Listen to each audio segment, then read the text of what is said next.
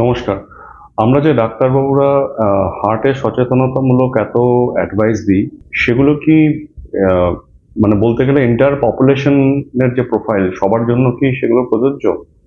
সত্যিকার অর্থে বলতে গেলে সেগুলো সবার জন্য প্রযোজ্য নয়, কারণ আমরা এরকম তো অনেক মানুষদের দেখি আমাদের যারা বয়স্ক, আহ, আমাদের আত্মীয়রা এরকম আছেন, খাওয়া দাওয়ার কোনো নির্দিষ্ট সেরকম কোনো বাধ্যবাধকতা তাদের ছিল না। তাদের ধরুন তারা স্মোক করতেন, তারা ড্রিঙ্ক করতেন, তাদের কিন্তু তারা একটা লম্বা জীবন অতিবাহিত করেছেন এবং তাদের কোনো সেরকম কোনো হার্ট বা স্ট্রোকের কোনো, হার্টের বা ব্রেনের কোনো সমস্যাই হয়নি।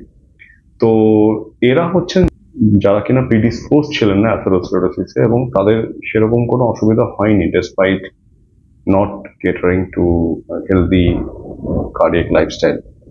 কিন্তু আমরা অ্যাজ এ হোল ব্ল্যাঙ্কেটলি বলি যে এইগুলো করবেন, এক্সারসাইজ করবেন, খাওয়া দাওয়া কন্ট্রোল করবেন, এগুলো কিন্তু আমরা অ্যাজ এ হোল পুরো পপুলেশনের জন্য বলে থাকি। কিন্তু ডিসঅ্যাডভান্টেজ যারা, মানে যাদের রিস্ক ফ্যাক্টর আছে, তাদেরই কিন্তু সেটা কাজে লাগে, সবার কিন্তু সেটা কাজে লাগে না ইনফ্যাক্ট। তো কাদের জন্য কাজে লাগে এবং কাদের সেই রিস্ক ফ্যাক্টর গুলো আছে, সেগুলো কিছু সফট রিস্ক ফ্যাক্টর আমাদের আজকে জানতে হবে। সেটা হচ্ছে, প্রথম হচ্ছে ফ্যামিলি হিস্ট্রি। যাদের বিশেষ করে মায়ের দিকে, যাদের মামা মাসি, মায়ের দিকে দাদু দিদা, কারণ আমরা মায়ের তরফ থেকে মাইটোকন্ড্রিয়া পাই।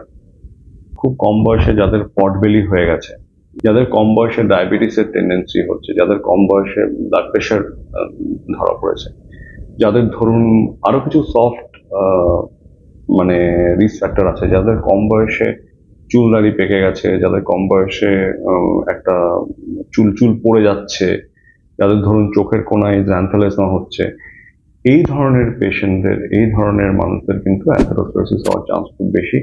এবং healthy lifestyle from cardiac point of view সেটা লিড করাটা এদের জন্য বিশেষ করে জরুরি। নমস্কার।